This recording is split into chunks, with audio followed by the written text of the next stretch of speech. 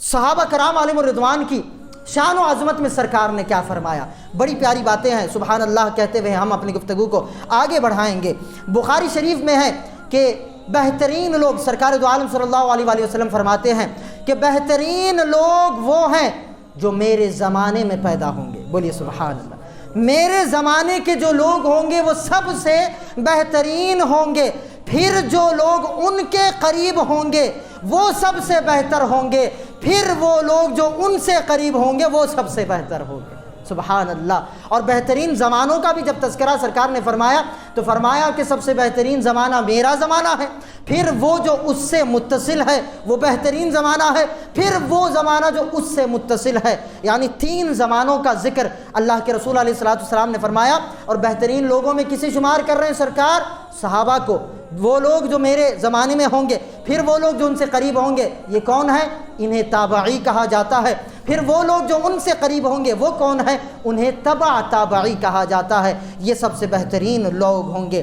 اب آپ کو جاننا چاہیے کہ یہ زمانہ کب تک تھا، تو شارح بخاری حضرت مفتی شریف الحق امجدی رحمۃ اللہ تعالی علیہ آپ فرماتے ہیں کہ مشہور، یہ قول مشہور ہے کہ صحابہ کرام علیہم الرضوان کا زمانہ اقدس جو ہے آخری زمانہ کب تک رہا؟ یہ 110 ہجری تک صحابہ کرام کا زمانہ رہا، یعنی آخری صحابی جو تھے وہ 110 ہجری تک موجود تھے، پھر ان کا انتقال ہو گیا۔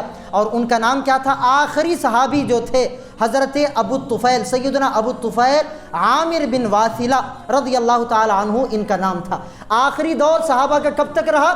110 ہجری تک یہ صحابہ کا دور رہا، اور ان کے بعد جو ہے 70-80 سال تک تابعین کا دور رہا، پھر ان کے بعد جو ہے 50 برس تک تبع تابعین کا دور رہا۔ اور یہ جو بہترین زمانے اور بہترین لوگوں کا جو ذکر سرکار دو عالم صلی اللہ علیہ وآلہ وسلم نے فرمایا، یہ کل ملا کر 220 ہجری تک یہ زمانہ بنتا ہے، یہ سال بنتا ہے، اور ان ہجری تک جو ہے یہ لوگ موجود رہے، صحابہ، تابعین، تبع تابعین۔ اب سرکار فرماتے ہیں مزید آگے، ترمذی شریف کی روایت ہے کہ اس مسلمان کو جہنم کی آگ نہیں چھوئے گی جس نے مجھے دیکھا۔ بولیے سبحان اللہ، کتنی عظیم نعمت ہے۔ اس مسلمان کو جہنم کی آگ نہیں چھوئے گی جس نے مجھے دیکھا۔ کیا مطلب؟ یعنی جو بھی صحابی ہو گئے انہیں جہنم کی آگ، بولیے، نہیں چھوئے گی۔ اب جہنم کی آگ نہیں چھوئے گی کا کیا مطلب ہے؟ وہ جنت ہی میں تو جائیں گے نا۔ تو اگر ہم اس مقام پر یہ کہیں کہ ہر صحابی نبی جنتی جنتی تو یہ غلط ہوگا؟ بولیے، یہ غلط نہیں، صحیح ہوگا نا۔ تو یہ ایمان اور عقیدے کی بنیاد ہے، یہ محبت ہے، اور صحابہ ہو یا اہل بیت ہو، ان سے محبت رکھنا یہ ایمان والے کی علامت ہوتی ہے۔ یہ آگے ہم تذکرہ کریں گے۔ تو جس نے مجھے دیکھا اسے جہنم کی آگ نہیں چھو سکتی۔ تو یہاں پر ہم محبت سے یہ کہہ سکتے ہیں نا کہ ہر صحابی نبی، بولیے، جنت، یہ ایمان ہے، اور آج کے دور کا تقاضا ہے، کیونکہ آج لوگ صحابہ پر انگلیاں اٹھا رہے ہیں۔ تو آج ضروری ہے کہ ہم اپنی شناخت اس بات سے کریں کہ ہر صحابی نبی، بولیے، زور سے بولیے، ہر صحابی نبی، ہر صحابی نبی۔ اب مجھے بتائیے کہ اگر صحابی جنت میں نہیں جائے گا تو میں اور آپ کس منہ سے جنت میں جائیں گے؟ ہے یا نہیں؟ اگر صحابی ہی پر لوگ انگشت تنقید اٹھانے لگ جائے اور ان کے عمل کو معاذ اللہ الٹی سیدھی باتیں کہہ کر وہ صحابی نہیں جائیں گے، یہ صحابی، لا حول ولا قوت الا باللہ، ہماری اوقات کیا ہے کہ ہم صحابہ کی شان میں تنقیص کریں؟ اور اگر صحابی ہی جنت میں نہ جائے تو ہماری اور آپ کی حیثیت ہی کیا بنتی ہے؟ بات سمجھ میں آ رہی ہے؟ اب وہ بھی روایتیں آپ آگے سنیں گے۔ اب دیکھیں کتنی پیاری روایت، اللہ کے رسول نے فرمایا کہ جس نے مجھے دیکھا جہنم کی آگ اس پر حرام ہے، اور اتنا ہی نہیں، جس نے مجھے دیکھنے والے کو دیکھا اس پر بھی جہنم کی آگ حرام ہے۔ سبحان اللہ۔ تو یہ کوئی معمولی بات نہیں ہے، صحابی ہونا یہ اپنے آپ میں بہت بڑا مقام و مرتبہ ہے۔ اور پھر جامع ترمذی کی ہی روایت ہے، اور بڑی پیاری روایت، سرکار نے فرمایا میرے صحابہ میں سے جو صحابی جس بھی سرزمین پر فوت ہوگا، جس بھی علاقے میں فوت ہوگا، آج ہے نا شام ہے، سیریا ہے، ہند کے بھی چند علاقوں میں سرکار کے صحابہ تشریف لائے ہیں، یہ مختلف علاقے، یعنی جہاں کہیں پر بھی سرکار فرمانے دیکھیے صحابی کا کیا سٹیٹس ہے، کیا لیول ہے۔ سرکار فرما رہے ہیں میرا جو بھی صحابی جس کسی بھی زمین میں فوت ہوگا، کسی بھی علاقے میں فوت ہوگا، انتقال ہوگا، تو قیامت کے دن وہ وہاں کے مسلمانوں کے لیے نور اور رہنما بنا کر پیش کیا جائے گا۔ سبحان اللہ، کتنی عظیم نعمت ہے۔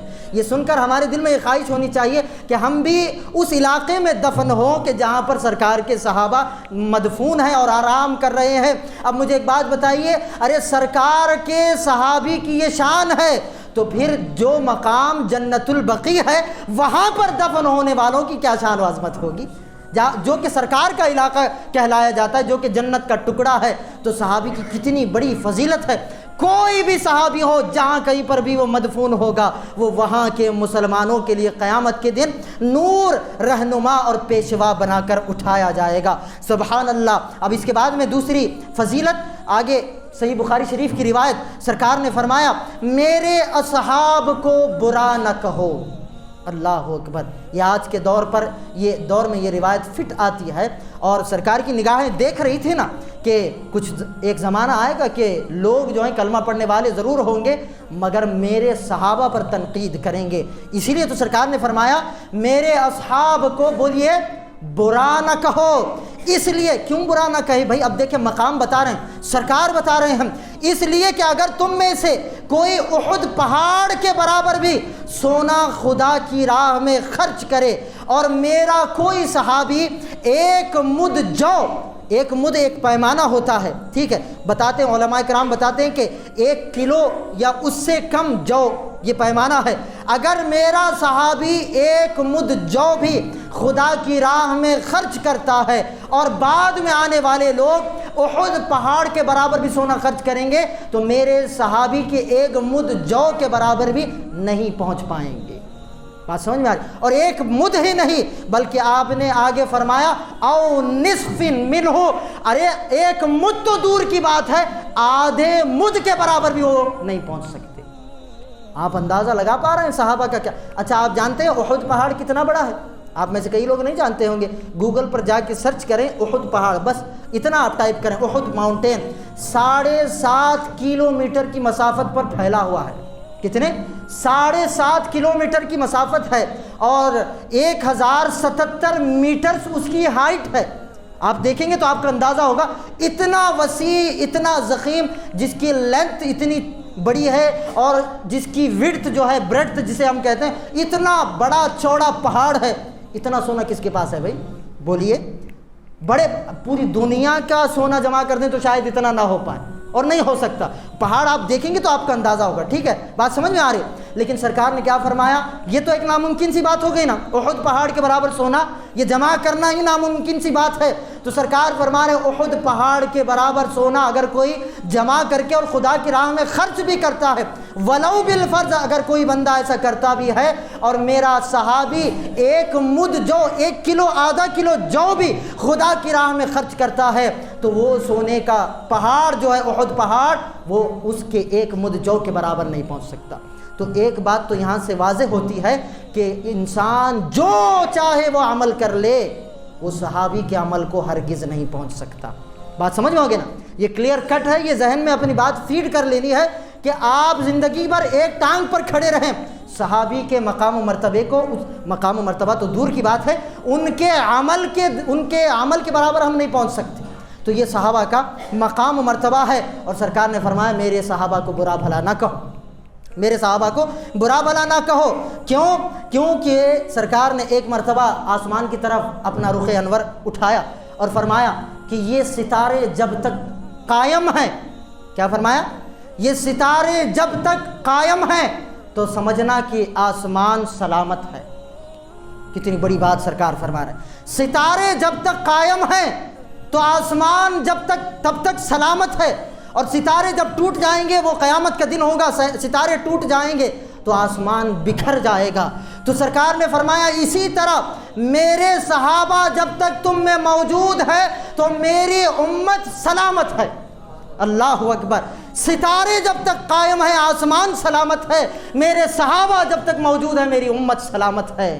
اور میرے صحابہ جیسے جیسے میرے صحابہ کا دور ختم ہوتا جائے گا، فتنے اسی طرح سے سر اٹھاتے جائیں گے۔ اللہ اکبر۔ عزیزان گرامی قدر، اور اس کے بعد میں آگے آقا کریم نے فرمایا تم اس وقت تک بھلائی میں رہو گے جب تک تم میں وہ شخص موجود ہے جس نے مجھے دیکھا، بولیے سبحان اللہ، اور میری صحبت اختیار کی۔ خدا کی قسم آگے آپ فرماتے ہیں تم اس وقت تک بھلائی میں رہو گے جب تک تم میں وہ شخص موجود ہے جس نے مجھے دیکھنے والے کو دیکھا، سبحان اللہ، اور میری اس کی صحبت اختیار کی۔ اور خدا کی قسم آپ نے مزید آگے ارشاد فرمایا تم اس وقت تک بھلائی میں رہو گے جب تک تم میں وہ شخص موجود ہے جس نے مجھے دیکھنے والے کو دیکھا ہے، سبحان اللہ۔ یہ نفوس قدسیہ صرف اپنے آپ میں بڑا مقام نہیں رکھتے تھے، یہ خود بہترین زمانے میں بھی تھے، یہ خود بہترین لوگ بھی تھے، اور یہ خود لوگوں میں رہنے والے فتنوں کو دبوچنے والے بھی تھے۔ یہ ان کا مقام و مرتبہ ہے۔ اللہ اکبر۔ اور آگے آپ فرماتے ہیں میرے صحابہ کی عزت کرو کیونکہ وہ تم میں سب سے بہترین لوگ ہیں۔ اور آگے آپ نے فرمایا، سرکار نے فرمایا میرے صحابہ آسمان ہدایت کی ستاروں کی مانند ہے، بولیے سبحان اللہ۔ ایک ایک لفظ پر قربان ہونے کو جی چاہتا ہے۔ یہ صحابہ کی شان و عظمت ہے۔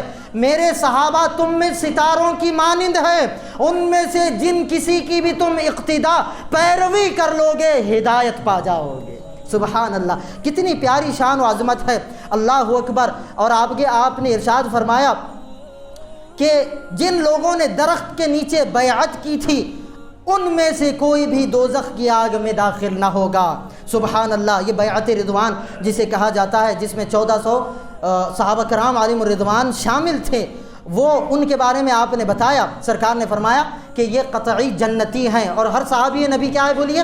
جنتی ہے۔ اس کے بعد میں اللہ رب العزت نے، اللہ کے حبیب علیہ الصلوۃ والسلام نے فرمایا کہ اللہ پاک جب کسی کی بھلائی چاہتا ہے تو اس کے دل میں میرے صحابہ کی محبت پیدا فرماتا ہے۔ جب کسی سے بھلائی چاہتا ہے تو اس کے دل میں میرے صحابہ کی محبت پیدا فرماتا ہے۔ اب اس کے آگے اور بہت ساری روایتیں ہیں، بہت سارے فضائل و مناقب ہیں، تو بہرکیف اللہ کے رسول علیہ الصلوۃ والسلام نے یہ فرمایا کہ میرے صحابہ کی محبت جس سینے میں ہو اور میری اہل بیت کی محبت جس سینے میں ہو، وہ بندہ منافق نہیں ہو سکتا، منافقت سے پاک ہوتا ہے۔ ٹھیک ہے، تو بات کیا پتہ چلی یہاں پر؟ ایمان کے تقاضوں میں سے ایک تقاضا یہ بھی ہے کہ ہمارے سینوں میں صحابہ اور اہل بیت کی محبت ہو۔ اور اسی طرح سرکار نے یہ بھی فرمایا کہ جو میرے کسی صحابی سے بغض رکھتا ہے، اللہ کی تمام فرشتوں کی اور تمام مخلوق خداوندی کی اس پر لعنت ہوتی ہے۔ اس پر کیا ہوتی ہے؟ لعنت ہوتی ہے، جو میرے کسی صحابی سے بغض رکھتا ہے۔ اور ایک مقام پر سرکار نے یہ بھی فرمایا، اور بہت ساری روایتیں تھیں، وقت اتنا نہیں ہے ہمارے دامن میں، ورنہ میں ساری روایتیں پڑھ کر سناتا، خلاصہ کر کے اپنی گفتگو کو ختم کر رہا ہوں۔ سرکار نے فرمایا جو میرے صحابہ کو گالی دیتا ہے یا میرے صحابی سے دشمنی رکھتا ہے، ایک تو اللہ کی لعنت، فرشتوں کی، تمام مخلوق خداوندی کی اس پر لعنت ہوتی ہے۔ اور سرکار نے فرمایا ایسوں سے تعلق ہرگز نہ رکھو۔ کیا فرمایا سرکار نے؟ آخری دور میں ایسے لوگ پیدا ہوں گے جو میرے صحابہ کے بارے میں برا بھلا کہیں گے۔ اللہ اکبر۔ سرکار فرما رہے ہیں ایسوں سے تعلق ہرگز نہ رکھو، ایسوں سے رشتہ داریاں نہ رکھو، ایسوں کی صحبت میں نہ بیٹھو، ان کے پیچھے نمازیں نہ پڑھو، ان سے رشتہ داریاں نہ کرو، ان کے ساتھ کھانا پینا میل ملاپ بالکل نہ کرو، کیونکہ یہ بدترین لوگ ہوں گے اور یہ لعنتی لوگ ہوں گے۔ یہ کون ہوں گے بولیے؟ یہ لعنتی لوگ ہوں گے۔ اور سرکار نے ایک مقام پر ارشاد فرمایا قیامت کے دن سب سے دردناک عذاب ان کو ہوگا جو نبیوں کے بارے میں برا بھلا کہا کرتے تھے اور نبیوں کے صحابہ کے بارے میں برا بھلا کہا کرتے تھے۔ اللہ اکبر۔ اور بہت ساری روایتیں ہیں۔ ایک فارمولہ یاد رکھیں، جو تمام نفوس قدسیہ سے محبت رکھنے والا اور ادب کرنے والا ہوگا، ایسوں سے ہم محبت رکھیں گے، ایسوں سے ہم محبت رکھیں گے۔ جو ان میں سے کسی ایک کا بھی بے ادب ہوگا اور گستاخ ہوگا، ہمارا اس سے کچھ لینا دینا نہیں۔ وآخر دعوانا عن الحمد للہ رب